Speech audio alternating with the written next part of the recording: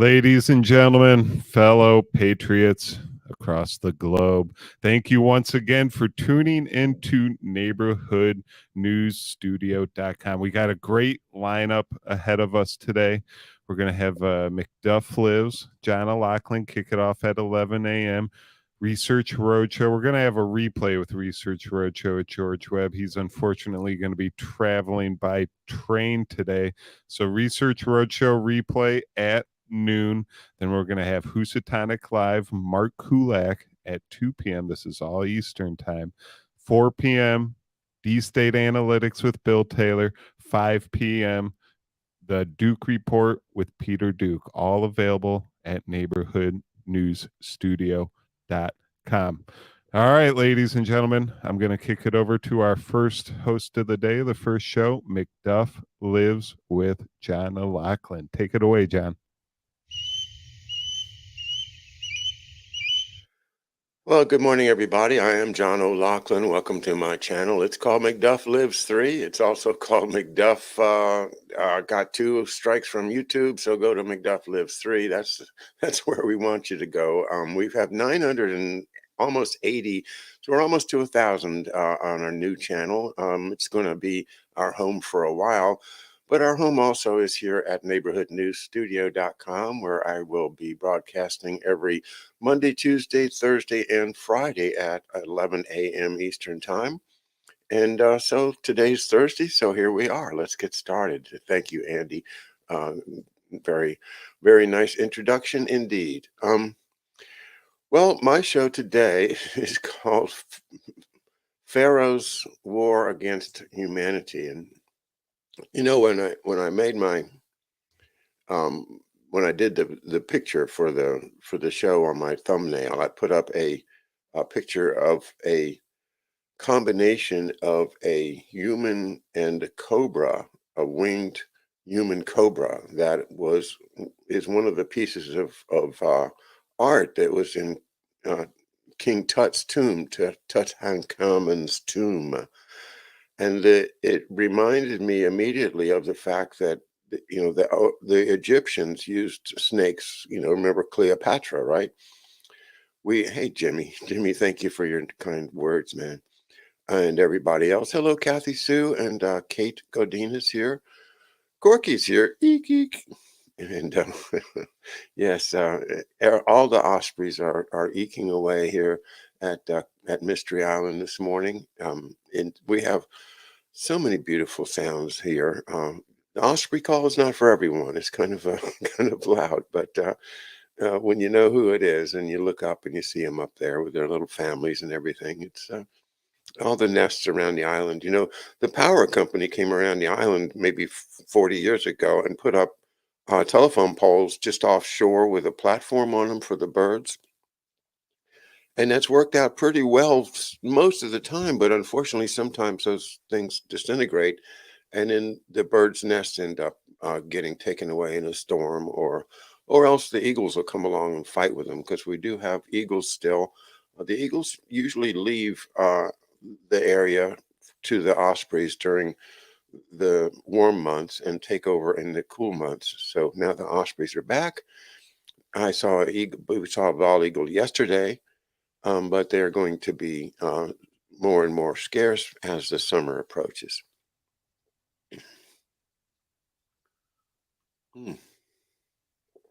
Hello, Bitcoin anarchist. And David Underdown is here. Marty Farrell, hello.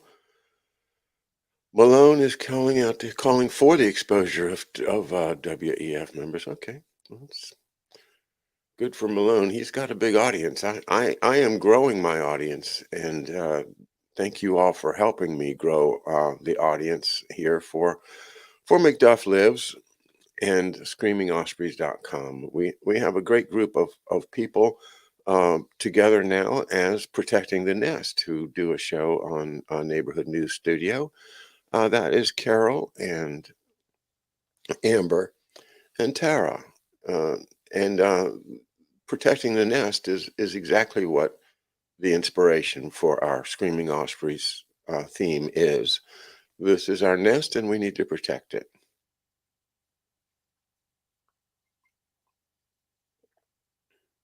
Oh, pardon me, I didn't use my mute button. I should have used my mute button when I drank that coffee. I'm sorry.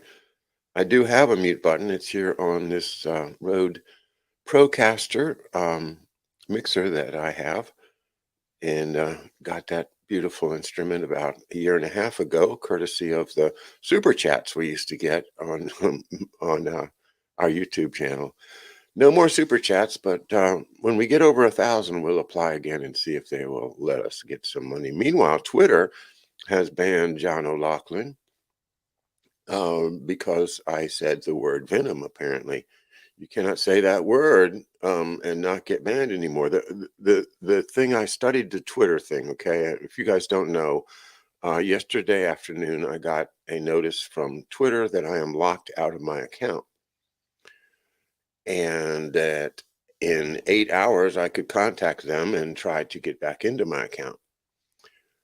And they sent me a copy of the language that I published on Twitter that said that they said violated their rules.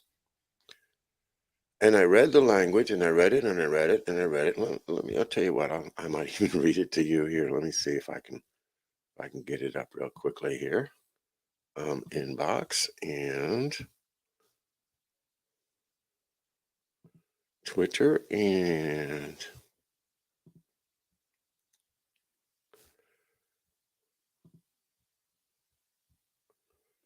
anyway, I was talking to Paul, to Dr. Paul about the work of Dr. Artis, and Paul Cottrell and I were having a discussion about the theories of Dr. Artis. And what I put on my comment was directed to Paul to say, well, what he's saying is a hypothesis. What Artis is saying is a hypothesis. He didn't say that venom was in the vaccine. He said that parts of venom were synthesized and were hypothetically in the VAX, the vaccine. Well, I'm going to lose my channel here on YouTube now if I keep saying those words, but you get the idea. It was a hypothetical conversation. It wasn't about any. We weren't giving any advice. We didn't even mention the word COVID. We didn't even say that. So they sent me this little snotty note that said, well, if you will admit that you violated Twitter rules, we'll let you back on. And they gave me a button to push and says, if you push this button, then you admit that you violated the Twitter rules. And I thought about it for a while, and then I thought about that scene in Band of Brothers, where Sobel is, Sobel has charged Winters with some Mickey Mouse offense, and Sobel summons him to his office and is standing at attention, and Winters is standing at attention, and then Sobel says, "Take the punishment, Dick. Be a man." And may I borrow your pen, sir? And he signs the request for a court martial. And you guys haven't seen Band of Brothers. You got to see it. It's just iconic. Great filmmaking. So he signs the thing. Says, I'll take I'd rather have a court martial than accept the idea that I did something I didn't do. That's the bottom line. So I thought about that, and I said, you know what? I'm appealing this. I'm not going to push that button admitting I did something that I didn't do. So that's where it stands. We're going to be off of Twitter until they resolve the appeal, and we'll see if their appeals are any better than YouTube's appeals, which really were worthless. So that's it. And it appears that Paul also got locked out. Anyway,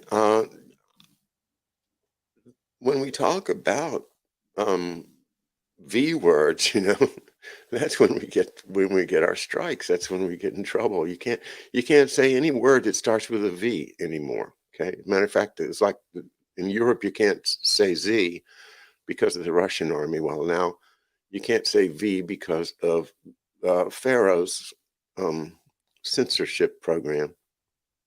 It's ridiculous. It is absolutely ridiculous.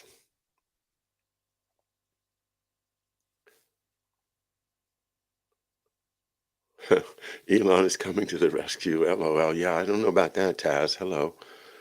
I don't know about that at all.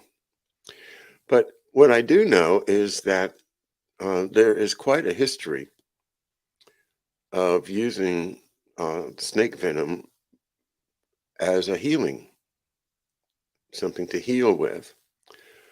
I wanted to start off with a few quotes from some other people's work that hopefully won't get me a strike, but let's see. All right, let me get to the first one.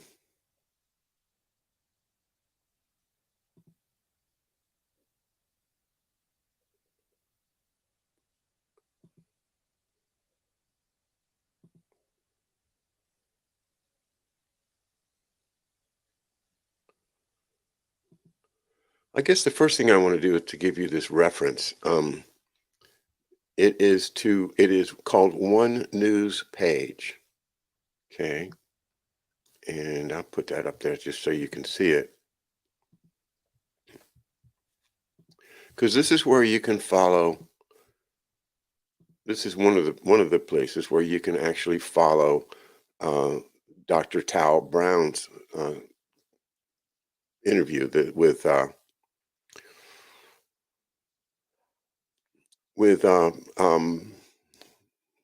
can't ever think of it. What kind of patriot is he? Street Fighter, Patriot Street Fighter. Okay, so this is Patriot Street Fighter, and on the left there is Dr. Tal Brown, and they said there's homologs, which is a fancy word for copies.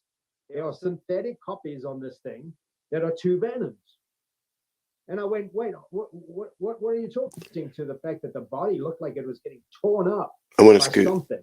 And that led me to start looking at the spike, what people will call the S protein, and dropping the sort of obsession that people have had with the viral component, and then realizing that the actual issue of what we call COVID as a syndrome, I prefer the term spike protein syndrome, a series of symptoms that work together and overlap, and that are cascading, meaning that they have feedback and they get worse from each other. And I started looking at the spike protein going, that's what's causing this, not the virus. It is the S protein. That led me to look at the S protein and find some scientists who really early in the pandemic, we're talking about early 2020, all right, 2 years ago, they just analyzed the genomic sequence that was handed over by Wuhan. And they said, there's homologs, which is a fancy word for copies. There are synthetic copies on this thing that are two venoms. And I went, wait, what are you talking about? These are people that have taken the genomic sequence, then they've run it through a computer, and they've matched the genomic sequence with known compounds, with known biological molecules, with known poisons, with known venoms, with known molecular structures. And they've said, oh, wait, on the spike protein, there are two copies of venom. And one of which is the cobra. And the other one is a snake called the krait, Krait. Mm-hmm. And those are two highly venomous, lethal snakes. In fact, the krait got a nickname in Vietnam. Some of the Vietnam vets might know, I think it was called like 10 steps, that if you got bitten by a krait, it was slightly exaggerated, but what they were saying is when you get bitten by one of these on your ankle, you walk 10 steps and you drop. All right, enough of that. That's the essence of where I'm at with my research, okay? And what Dr. Tal Brown, he's not a medical doctor, he's a specialist in actually preparing and preventing mass casualty events, mass shootings, terrorists. He mentions a connection to the Sandy Hook Foundation, but also he's done lectures to police officers and organizations about, what to do in the event of a mass shooting, for instance. And so that's his specialty. He's a clinical psychologist with some other specialties as well. But I think, one thing that I wanted to say about him is he presents himself very well. He has an attitude of confidence that is totally lacking in Dr. Artis. And Dr. Artis, when you watch him, his body language and everything else is that he's nervous. He's very nervous. Whereas Dr. Tal Brown is not nervous. He's quite confident about what he's saying. So let's get back into the content of what he was saying, because what he said is that he read a study in which it was found early on that there were some molecular components in the genome that was sent. Let me unshare the screen, sorry. That there were molecular components in this long genome that are sent, with all the little letters, right? That looked like parts of the genome of venom. Which snake venom it was either cobra or crate, I don't know which one. Okay.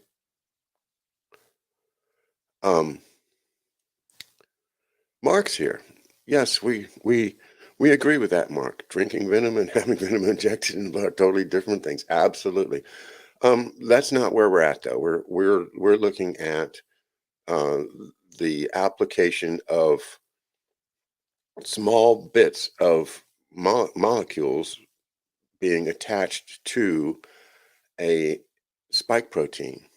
Okay, so this is not just drinking venom. This is far beyond that. Much deeper down the rabbit hole than the idea of just either you drinking or injecting. It's this is biological manipulation of genetic material. Okay.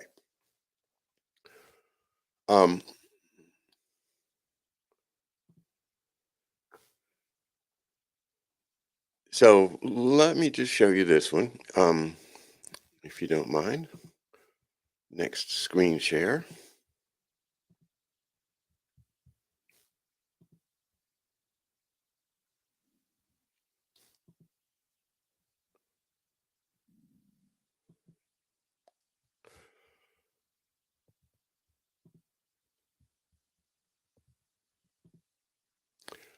Okay, this is a slideshow from a study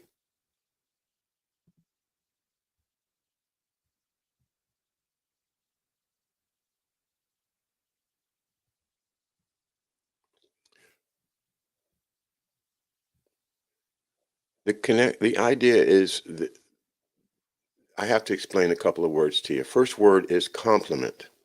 Complement C3.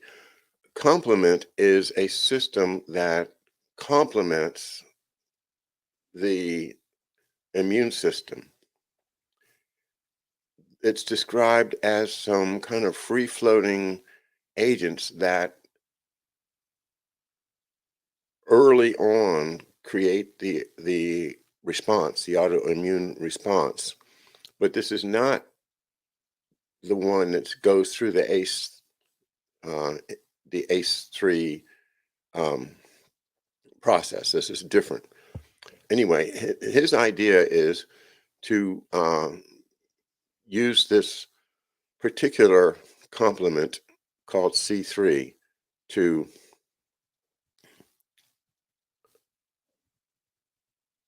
as a therapy to help people. Okay, so we start by describing this complement system. It's part of the innate immune system. It predates the adaptive immune system. It's present in all vertebrates, and and it consists of proteins.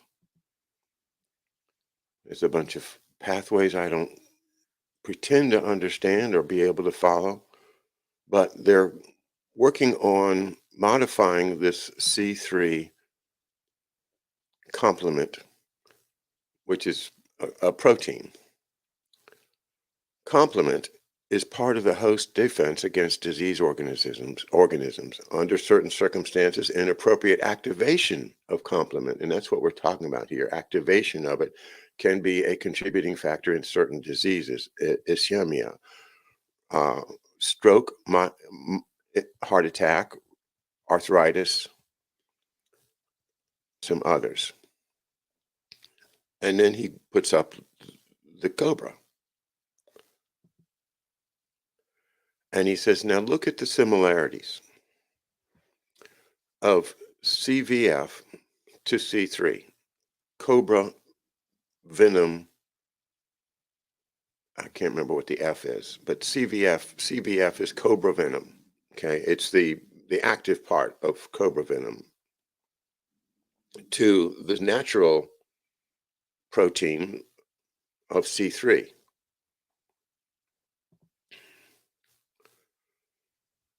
And again, continuing to just do this comparison work, and that's pretty much what this slideshow tells us, is that there is a company called Huntington Biologist Symposium. This talk is dated February 18th of 2015, so it's definitely pre-pandemic, right? Oh, I'm sorry. That's not the right one. So now I'm back, and let's see, Mark says the entire special virus cancer program, this is Dr. Horowitz, who Mark is going to be interviewing soon, and I'm just delighted to see that Mark has landed an interview with the famous Dr. Leonard Horowitz, whose book, The Emerging Viruses, is still essential. And I told Mark that I had read it, but actually I hadn't. I had been confused with another book, so nope, I haven't read that one, and I do need to. Yeah, and using viruses as methods to get cells to process genetic instructions within the viron. I understand that. And well, the interesting about this is they don't hardly even use the word virus. They're using other words like proteins and complements and things like that. But the word virus doesn't seem to enter into their lexicon, either Dr. Artis or Dr. Brown. Let's see now, what else did I have lined up for you here?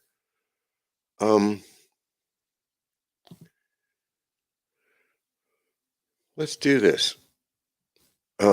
Scientific American, December 10th, 2008.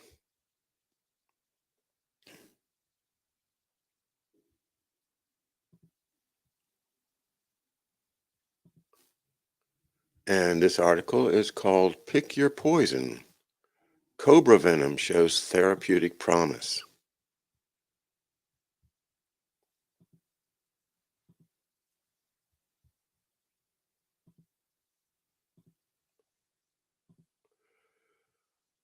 Okay, and hopefully, when you have a citation like Scientific American, that most people will go, oh, well, I'll accept that if it's in Scientific American, of course, yeah.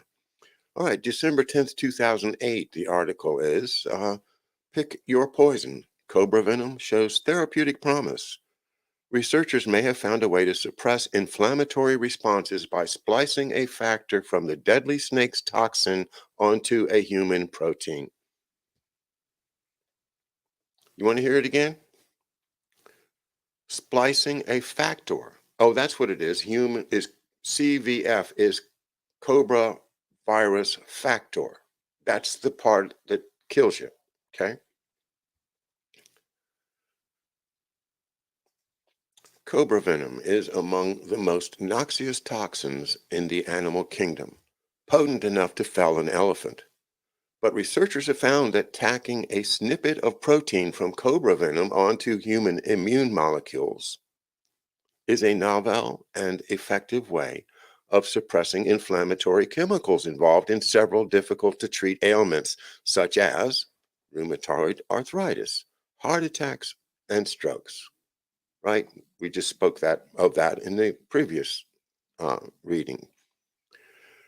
This new technique takes aim at the body's complement system, a group of proteins in the blood that takes a scattershot approach to killing invading microbes. Unlike antibodies, which target specific invaders, complement provides general immunity against microbes and act like an infantry, distracting some of the interlopers and buying time while more specific immune system fighters ramp up. Okay, this is the infantry comes in and takes all the attention while the tanks are sneaking up into the battle, and the tanks are going to, the tanks being the antibodies. Okay, the antibodies is what all the research is focused on, antibodies and the ACE2 receptors. Right. This is a different approach. This is saying, well, maybe we can heal things, these inflammatory things. What do inflammatory things do? What? They cause what? Coagulation of the blood. They cause the irritation, the injury to cells. It's what we're talking about. It's what we're talking about. So to try to get through all the language, it takes quite a bit of concentration. So we go slow.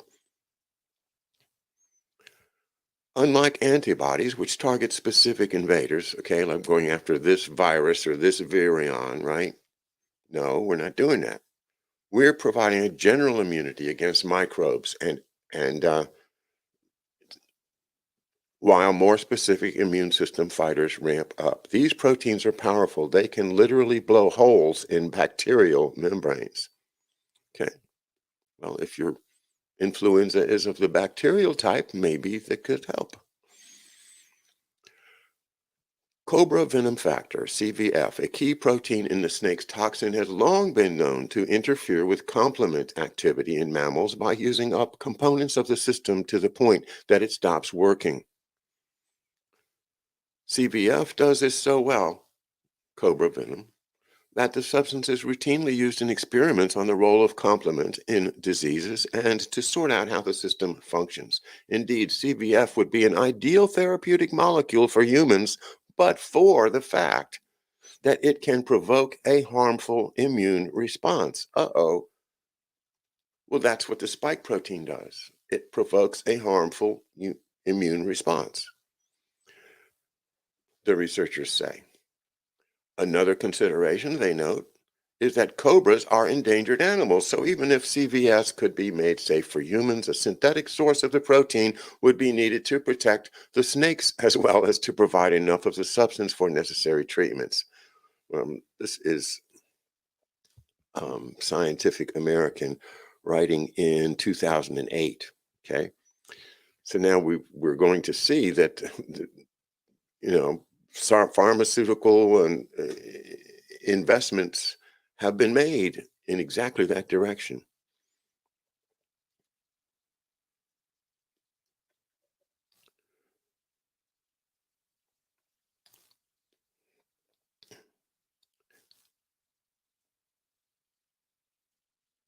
Another consideration, okay, I read that.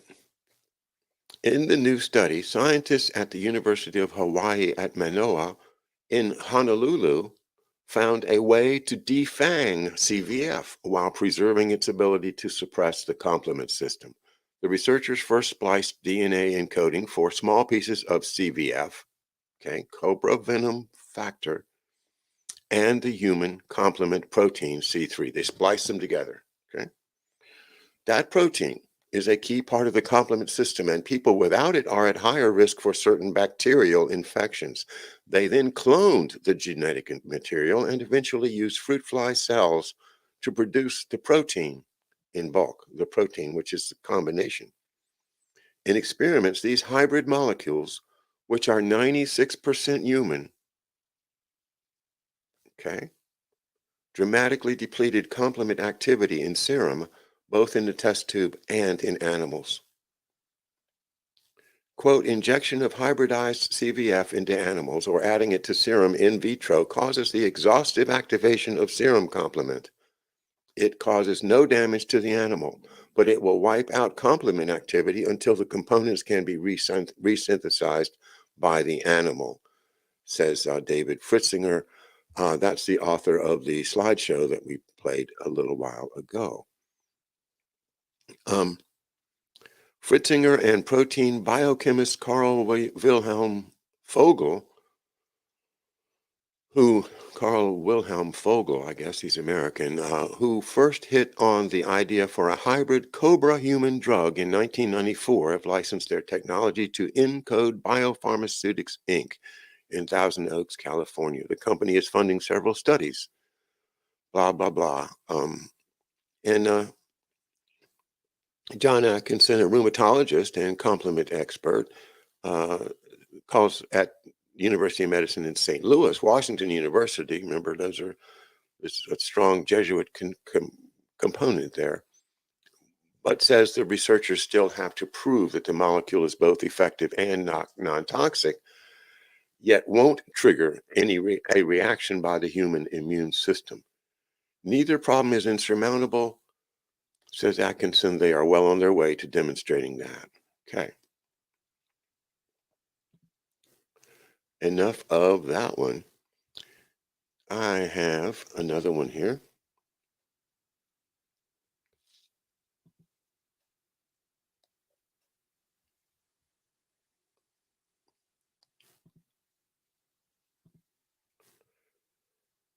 And let's move over to the next one.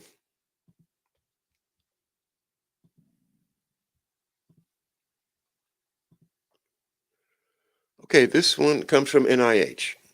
So if I get a strike for quoting NIH, I guess I deserve some kind of extra award for that. But we're going to quote NIH here. This one is dated. Where's the date?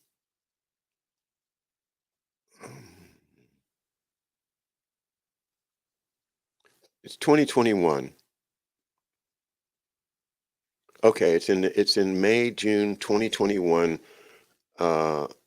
Journal of Biological Regulation Homeo something agents. Who knows? But it's published in PubMed, so it's got some. They wouldn't publish it if they thought it was misinformation. So, caption, be aware of SARS-CoV-2 spike protein. There is more than meets the eye. Remember, what Dr. Brown is saying is that they attached some molecular material from venom, both from the crate and from the viper, and from the cobra, the king cobra. That material, not the venom, but the material from it, the active factor, or that it appears in the genomic sequence that was sent from Wuhan as the original sequence of SARS-CoV-2. So if it's in there, then it was in whatever made these people sick in China in the first place. Okay, so if it's in there, how far are we from Dr. Ardis, really? Maybe it's not in there. Maybe Dr. Brown is wrong. He read the study wrong or something. But listen, let's just catch this. It's just the abstract, okay? It's a little bit technical, but not too. The COVID-19 pandemic necessitated the rapid production of vaccines aimed at the production of neutralizing antibodies against the COVID-19 spike protein required for the coronavirus binding to target cells. This is the traditional approach that everybody's been looking at. The best well-known vaccines, I don't know how Any of them could be better than the other, but the best ones have utilized either mRNA or an adenovirus vector to direct human cells to produce the spike protein against which the body produces mostly neutralizing antibodies. Okay? To produce the spike protein against which the body produces antibodies. However, recent reports have raised some skepticism as to the biologic actions of the spike protein and the types of antibodies produced. Okay, so they're making spike protein in these mRNA and adenovirus vaccines are making spike proteins. One paper reported that certain antibodies in the blood of infected papers appeared to change the shape of the spike protein so as to make it more likely to bind to cells. Those are natural antibodies, okay? If it's a natural antibody that is making the spike protein more likely to bind to cells, well, that's a natural antibody that's doing that. While other papers showed that spike protein by itself, without being part of the coronavirus, can damage endothelial cells and disrupt the blood-brain barrier. That's what he's saying. You know, that's what he's saying about getting past the blood-brain barrier. And he's talking about nicotine receptors at the base of the brain. These findings may be even more relevant to the pathogenesis of long COVID syndrome that may affect as many as 50% of those infected with SARS-CoV-2. In COVID-19, a response to oxidative stress is required by increasing antioxidant enzymes. Hence, there are even more reasons to intervene with the use of antioxidant compounds such as luteolin, in addition to available vaccines and anti-inflammatory drugs to prevent the harmful actions of the spike protein. So you see, the idea is that Dr. Brown is saying that it is not the virus, it's the spike protein that is causing the disease and the death. It's a suggestion, it's his hypothesis that fits very well with the idea that is given here in this NIH approved abstract that the spike protein itself, without being part of the coronavirus, can damage endothelial cells and disrupt the blood-brain barrier, period, quote unquote.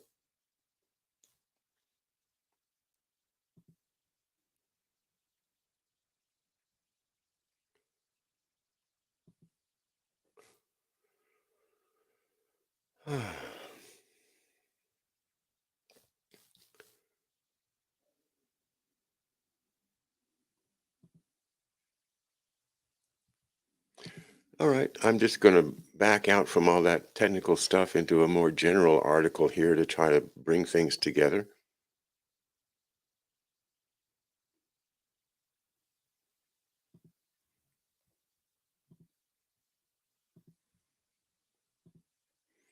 Let's just step back for a minute and look at the idea of is using venom, is that a medical thing that's actually accepted? And of course it is. And it dates back to Asclepius, the Greek mythical or perhaps actual but mythologized healer of ancient Greece, who has his staff there, which he always has a snake wrapped around it. And I believe it is a king cobra. It's a really big, thick, fat snake. It's not a python, it's a king cobra. And having that snake with him should tell us all that snakes are part of medicine. Again, putting aside Asclepius, you just go to the caduceus, which is different, but it's the symbol of medicine today, in which there are two snakes. And remember, Dr. Art is saying, hey, there's two snakes there. One of them the cobra, one of them the crate. And that sounds like a fanciful conjecture, except for the fact that we also know that people have been studying this stuff for thousands of years. And the idea that the ancient Greeks and then the ancient Egyptians were using snakes as part of their medical practice alone should tell us that there's probably something to it, something in venom that is useful medically. Now, if it is a kind of a silly conjecture to say that, hey, this is the one that increases your coagulation, and this is the one that thins your blood, and there's one snake for this and one snake for that. You know, this pill makes you smaller and this pill makes you larger. That gives the doctor the ability to, if he can see, well, this, I see a disease that I recognize is caused by uh, blood thinning. So we'll give this particular medication. Or I see somebody whose disease is caused by coagulation. Well, let's give the other one then. Okay. The idea that they couldn't figure this out 5, 6, 7, 8, 10,000 years ago is ridiculous. The human brain hasn't improved that much. They could figure this stuff out. But if you notice, and I've done a bit of searching around on the theory of Asclepius and the Egyptians and others using snakes to heal, and they never say that they actually use venom in the text that you read.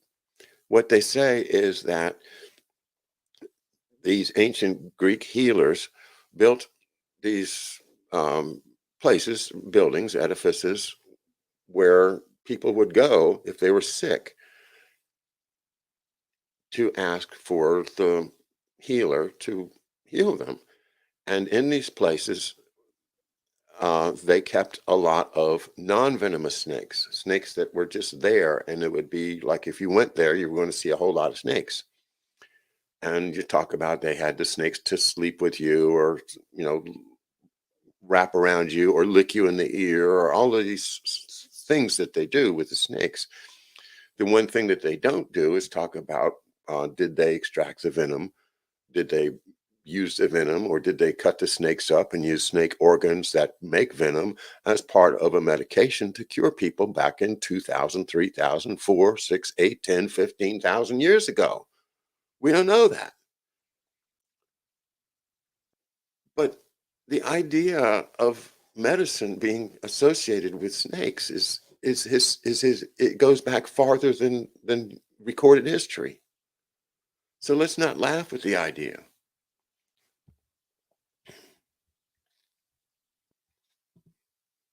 All right, using venom to heal. You'd hardly think of snakes, spiders, and jellyfish as healers, but thanks to science, they could be. It's true, venom could kill you, but it could also save your life. That's because the various chemical components, not the venom itself, the chemical components in the venom, each have specific effects on the body, with the active components targeting particular molecules. Some, for example, cause the nervous system to shut down or go into overdrive, right? Others eat away at muscle tissue. Some snake venom toxins cause the blood to clot, and others prevent the blood from clotting. Well, there you go. That's what we're talking about. By isolating and slightly tweaking these components, scientists can use them as the basis for effective new medicines. While there are countless possibilities for potential new medicines, such as new painkillers and treatments for diabetes and even cancer, we're not just talking future science here. Medicines derived from modified toxins are already in use. If you know anyone taking blood pressure medication, chances are it's in the class of drugs known as ACE inhibitors, which contain modified snake toxins. Researchers in the 1970s observed that plantation workers bitten by the Brazilian pit viper collapsed with crashing blood pressure. They separated out this pressure-lowering component in the venom, modified it, and released a synthetic version in the mid-1970s. The ACE inhibitor class of drugs has gone on to become one of the top 20 best-selling drugs of all time, with multi-billion-dollar sales and many lives saved. While the individual components of venom may hold healing potential, when in their native venom state, they don't. Okay. Simple. While the individual components of venom may hold healing potential, when in their native venom state, they don't. They don't. Okay. So if you happen to see a venomous snake this summer or a box jellyfish float past you at the beach, best advice is to stay calm and get out of its way as quickly as possible. Okay. You know what a straw man argument is? A straw man argument is when somebody says something that you want to prove false. Instead of attacking what the person said, you create a straw man and you attack the straw man. And the straw man in this case is some doofus, saying, "Oh, just drink the snake venom with it. It's just the snake venom in the vaccine." And then you have this image in your mind of this incredibly stupid, goofy person from the backwoods deciding to make money on the internet by projecting this incredibly stupid theory. And so everybody in the world says, "Oh, look at that stupid straw man. We can tear him to bits." And they go at it. And boom, boom, boom, boom, boom. Nobody in the world will ever look at the venom theory again, will they? They'll never look at the straw man because everybody has already seen the straw man killed. The straw man is dead. The straw man is obliterated. And there's no point in anybody looking in that direction anymore because we killed it. No, you didn't. You didn't kill the original statement. What you did was you built a straw man and then you destroyed the straw man. And if you don't study the details of what these people are claiming, then you're going to end up doing nothing but killing straw people.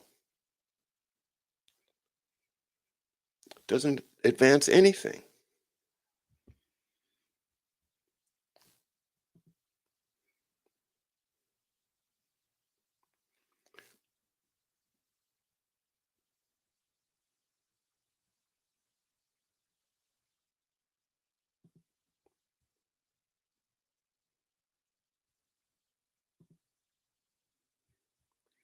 All right, so those are the five tabs that I have here on my computer that I wanted to make sure and share with you guys this morning.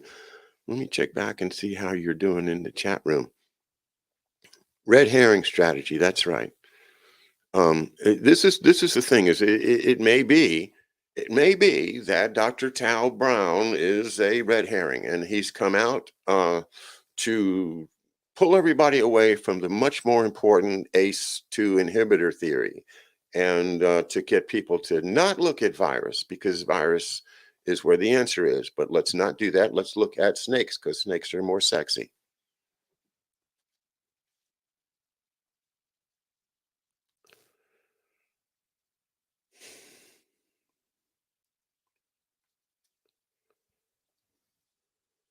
I called this show Pharaoh's War on Humanity, and I refer to Pharaoh because Pharaoh is the emperor, the ultimate emperor behind the scenes, the person behind the curtain is, traditionally for thousands of years was Pharaoh, and we changed his name to Caesar for a while. And then, we started calling different emperors and kings and all. But here, let me get rid of that.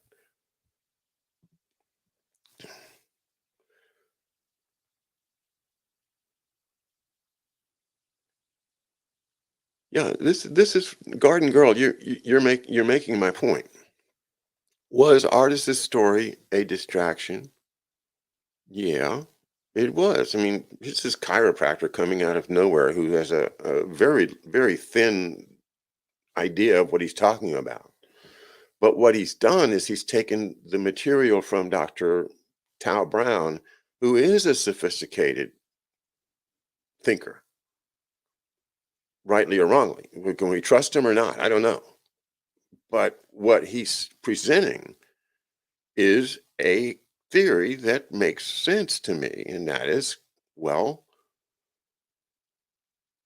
according to what he said, there are chemical markers in the genetic genome that came from Wuhan that was described as this is SARS-CoV-2. This is the genome, and it's in there, these little bitty parts.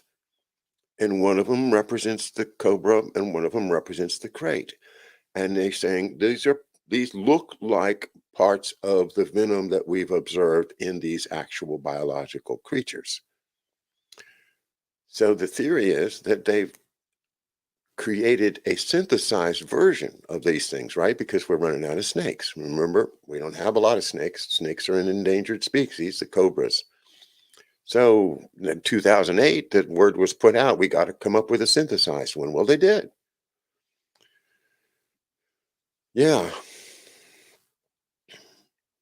Well, they did.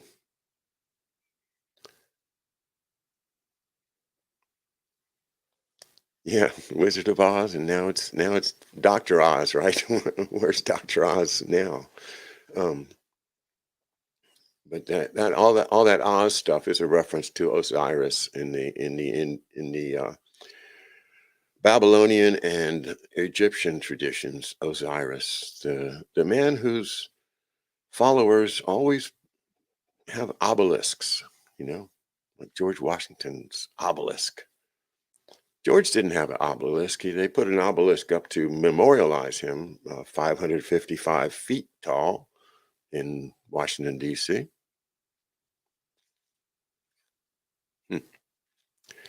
So yeah, Moses, for goodness sakes, what is the point of studying history if you're going to just let yourself get distracted by silly theories like, oh yeah, there were snakes all over the healing place and where Asclepius hung out, but these were not venomous snakes. These were harmless snakes. They're just there for the psychological impact, right? And so people think, oh, snakes, I'm going to get happy. I'm going to get healthy. That's what they're trying to sell us in the Wikipedia articles and stuff, right? They're saying, no, they didn't know nothing about no venom, and they didn't know nothing about healing people with venom. Well, guess what? I disagree. I think that for thousands of years that there have been healers who carry around with them snakes because they use the snakes to heal their customers.